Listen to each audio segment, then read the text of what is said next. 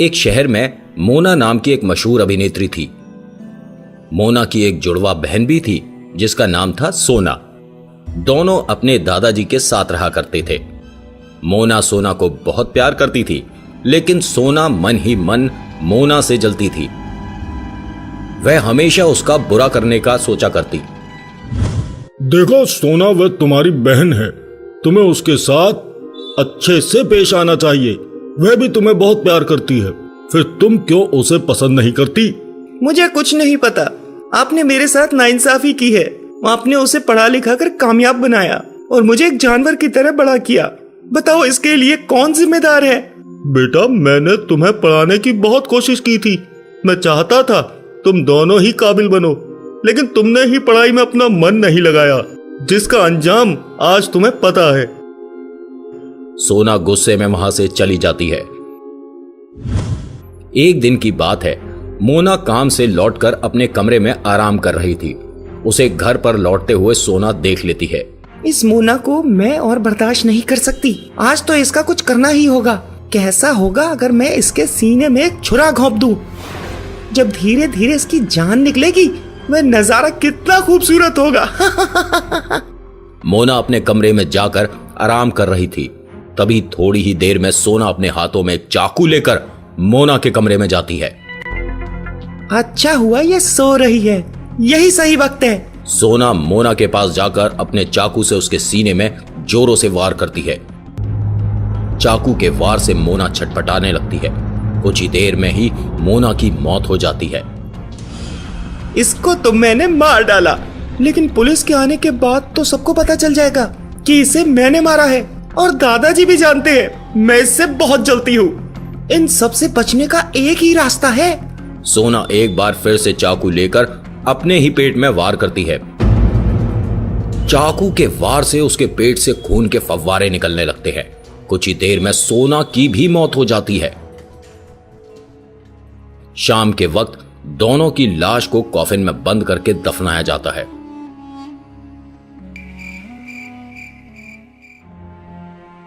दोनों के मरने के बाद उनके दादाजी उस घर को छोड़कर पास के एक दूसरे घर में जाकर रहने लगते हैं। इस घटना के कई दिन बीत जाते हैं। एक रात अचानक से एक कार आकर उनके घर के बाहर रुकती है। क्या हुआ राजू, तुमने यहाँ पर कार क्यों रोक दिया? भाई, कार में पेट्रोल बहुत कम है। यहाँ से आगे जाने पर जंगल का रास्ता पड़ेगा। अगर जंगल में हमारा पेट्रोल खत्म हो गया, फिर हम बुरी तरह से फंस जाएंगे। आज की रात यहीं रुक जाते हैं। कल सुबह यहाँ से पेट्रोल भरवा कर निकल पड़ेंगे। लेकिन तुमने हमें ये किसके घर के सामने लाकर रोका है? मुझे क्या पता होगा, किसी का भी घर हो। चलो चलकर देखते हैं, शायद ये लोग हमारी मदद कर दें। सभी कार से उतरकर घर के बाहर जाकर बेल बजाने लगते हैं।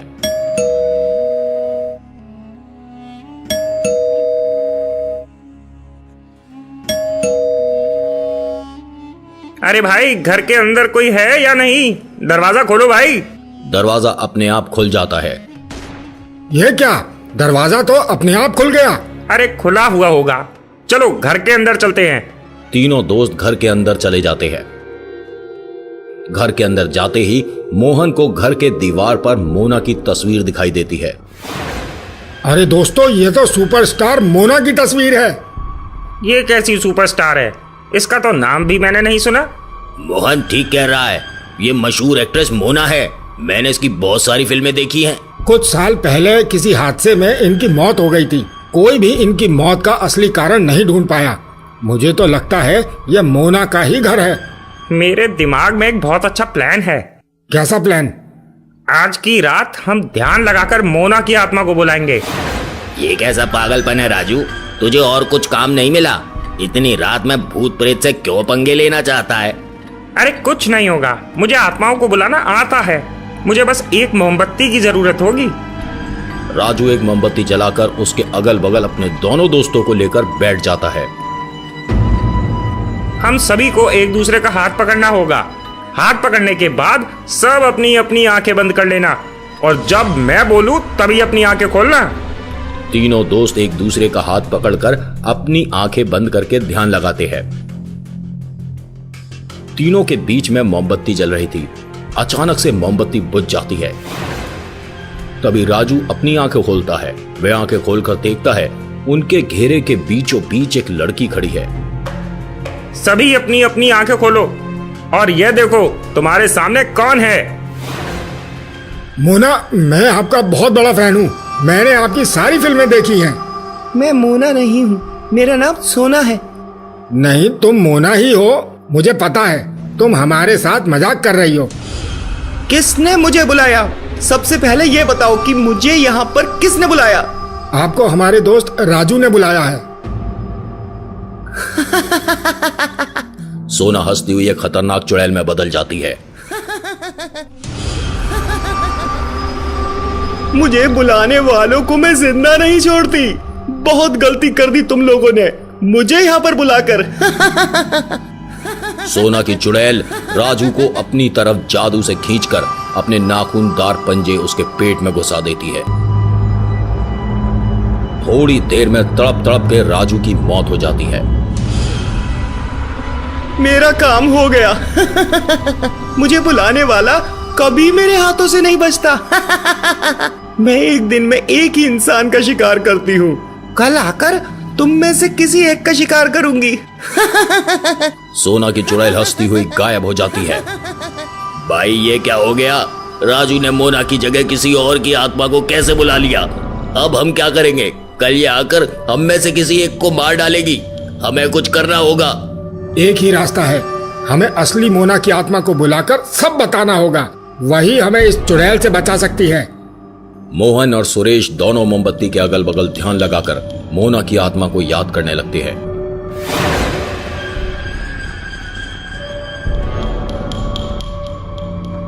कुछ देर में मोना की आत्मा प्रकट होती है।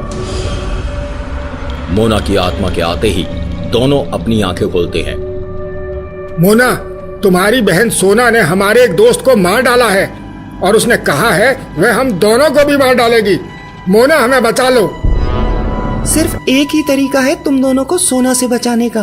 तुम्हें उसकी कब्र खोदकर उसके अंदर एक क्रॉस रखना होगा। ये तो बहुत आसान है। मेरे पास क्रॉस है। मुझे बताओ उसकी कब्र कहाँ है? मैं अभी जाकर उसके अंदर ये क्रॉस रखा आता हूँ। ये इतना आसान नहीं है। सोना ने मुझे भी मार डाला। मरने के बाद ही वह मुझसे ज्यादा ताकतवर है। तुम्हें एक बार फिर से सोना की आत्मा को बुलाना होगा। जब तक मैं उससे लड़ूंगी उसी बीच तुम्हें उसकी कब्र के अंदर क्रॉस को रखना होगा। मैं अभी सोना की आत्मा को बुलाता हूँ। मोहन और सुरेश फिर से सोना की आत्मा को बुलाते हैं। सोना की आत्मा के आने के बाद दोनों बहुत घबरा जाते हैं। सोना मोहन की जान लेने की कोशिश करती है, लेकिन मोना उसे रोक लेती है। सोना और मोना दोनों खतरनाक चुड़ैल में बदल जाती हैं और दोनों में घमासान लड़ाई शुरू हो जाती है। मोहन जल्दी चलो, हमें अभी अपना काम करना होगा।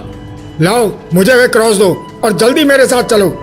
दोनों भागते हुए घर के बाहर जाते हैं और कब्र खोदने लगते हैं। दूसरी तरफ मोना और सोना की लड़ाई में मोना हारने लगती है। बस और थोड़ा सा ही बाकी है। इसके बाद हमेशा हमेशा के लिए इस चुड़ैल से छुटकारा मिल जाएगा। बहुत हो गया, ये ले। सोना मोना की चुड़ैल को अपने जादू से बांध देती है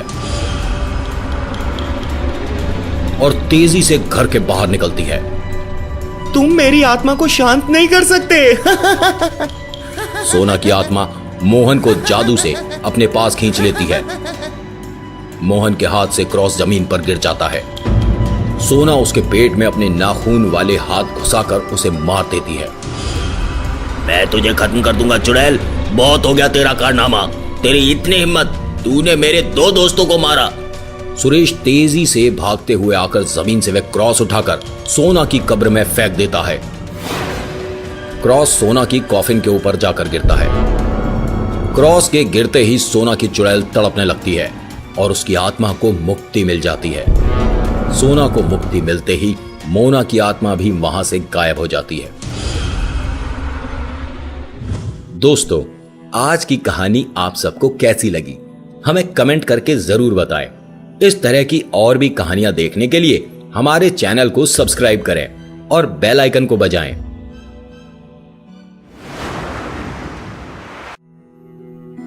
मुंबई के एक न्यूज़पेपर कंपनी में रात के 11 बजे एक इंसान काम कर रहा है।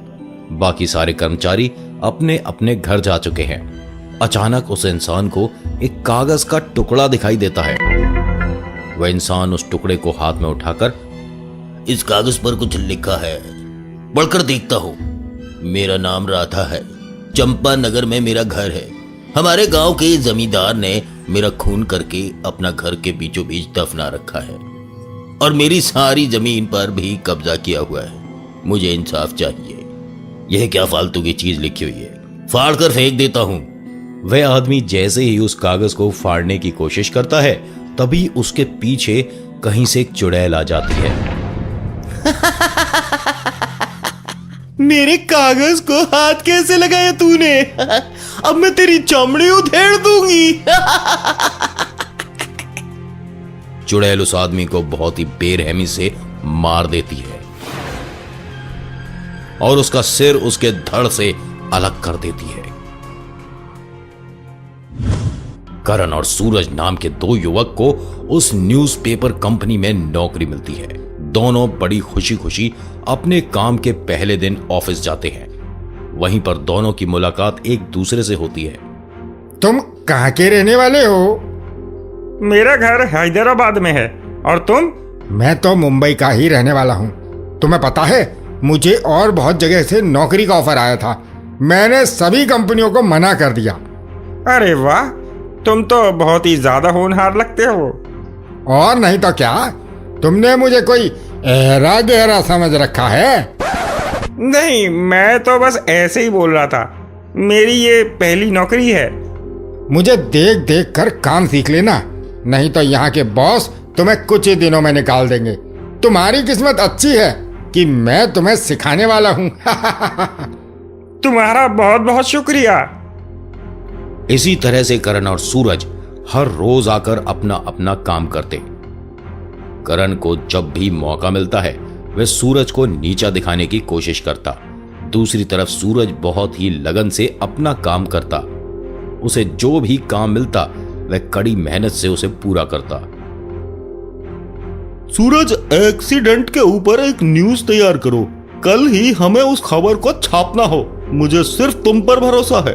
मुझे पता है ये काम सिर्फ तुम ही कर सकते हो। बॉस, आप बिल्कुल भी परेशान ना हो। मैं आज पूरा दिन रात लगाकर आपका काम पूरा कर दूंगा। शाबाश सूरज, तुम बहुत जल्दी तरक्की करोगे। सूरज के मेहनत और लगन की वजह से वह बहुत ही कम समय में सबको पसंद आने लगता है। दूसरी तरफ करण सूरज को देख देख कर जलने लगता है और करण मौका ढूंढने लगता है कि कैसे वह सूरज का काम बिगाड़ पाए। इस सूरज का तो कुछ करना ही होगा। दिन ब दिन इसकी इज्जत बढ़ती जा रही है। ऐसा कमाल दिखाऊंगा कि एक ही झटके में इसकी सारी इज्जत उतर जाएगी। सूरज को अपना काम करते हुए बहुत देर हो जाती है। रात के 11 बज जाते हैं। दूसरी तरफ करण भी ऑफिस में रुका हुआ होता है। अचानक से एक कागज का टुकड़ा उड़ते हुए सूरज के पास आता है। सूरज उसे पकड़कर पढ़ने लगता है। ये कागज कैसी? मेरा नाम राधा है, चंपा नगर में मेरा घर है। यहीं पर अपने काम के साथ रख देता हूँ, कल आकर पढ़ लूंगा। भाई करण, अभी तक तुम घर क्यों नहीं गए? मुझे थोड़ा काम है, शायद मैं कल नहीं आ पाऊंगा, इसलिए आज ही कर रहा हूँ। ठीक है, मेरा काम बस हो ही चुका है। चलो घर चलते हैं एक साथ। नहीं, तुम जाओ, मुझे थोड़ा और काम है। आधे घंटे बाद जाऊंगा। सूरज चला जाता है। सूरज के जाने के बाद करण उसके काम को देखता है। बच्चे, आज की रात जितना हंसना है हंस ले। कल से तेरे रोने के दिन शुरू होने वाले हैं। इतना जलील करूंगा तुझे कि दोबारा कभी नौकरी नहीं करना चाहेगा। करण सूरज के किए गए काम को देखने लगता है। वह कागज के उस टुकड़े को उठाता है। मेरा नाम राधा है, चंपा नगर गांव में मेरा घर है। हमारे गांव के जमींदार ने मेरा खून करके अपने घर के बीचों बीच दफना रखा है। क्या फालतू की चीजें हैं, सबसे पहले से ही बर्बाद करता हूँ। जैसे ही करण उस कागज को बर्बाद करने की कोशिश करता है, वह देखता है एक चुड़ैल उसकी ओर आ रही है। बताओ रे, कोई चुड़ैल? अरे बाप रे, दादा रे, मैया रे, चुड़ैल ने मुझे मार डाला। चुड़ैल करण को भी मार देती है और उसका सिर धड़ से अलग कर देती है।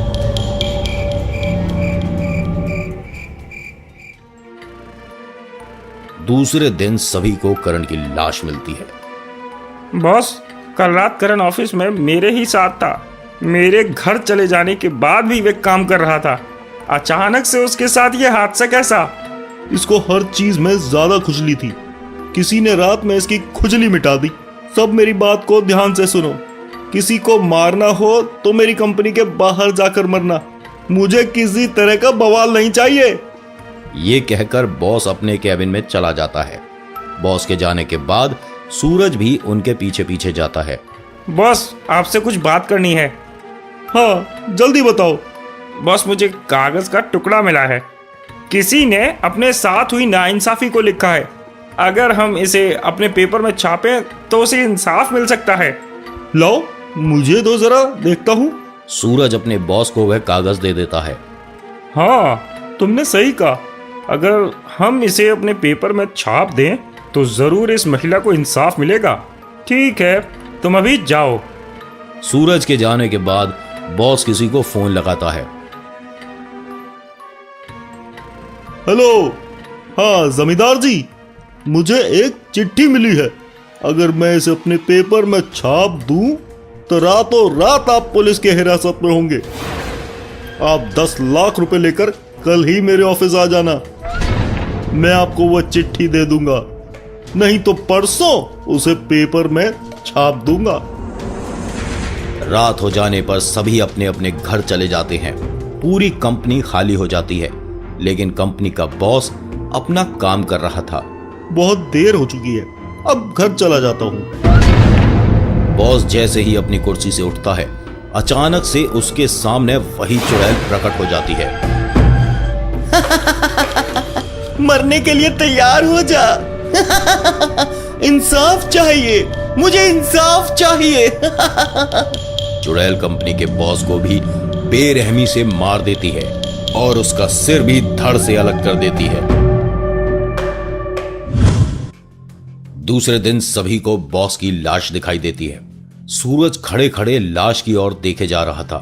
तभी उसे लाश के पास में वह कागज का टुकड़ा दिखाई देता है। करण को जिस तरह से मारा गया था, बॉस को भी उसी तरह से मारा गया है। इसका मतलब मारने वाला इंसान एक ही है। कमाल की बात है, दोनों लाश के पास मुझे ये कागज मिली। इसे अच्छे से देखना होगा।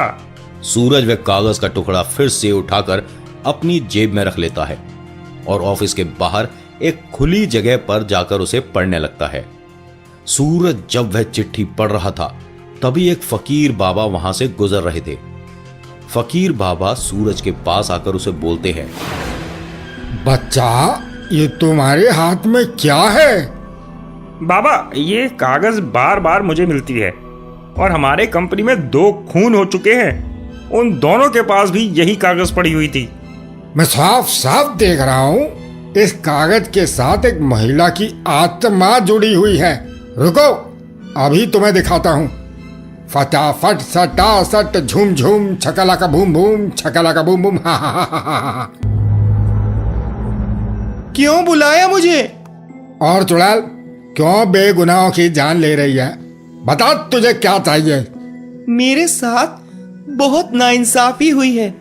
मैं बस चाहती हूँ इस कागज को ये लोग अपने पेपर में छाप दें, तभी मेरी आत्मा को मुक्ति और मुझे इंसाफ मिलेगा। सभी चीजें जानने के बाद दूसरे ही दिन सूरज अपनी कंपनी के पेपर में उस महिला के कागज को छाप देता है। न्यूज़पेपर के निकलते ही चुड़ैल की आत्मा को शांति मिल जाती है। इसके बाद से फिर वह कभी नहीं दिखती। कहानी को लाइक करें, अपने दोस्तों के साथ शेयर करें और कमेंट करके बताएं आपका पसंदीदा हिस्सा। इस तरह की और भी कहानियां देखने के लिए सब्सक्राइब करें हमारे चैनल को और घंटी बजाएं।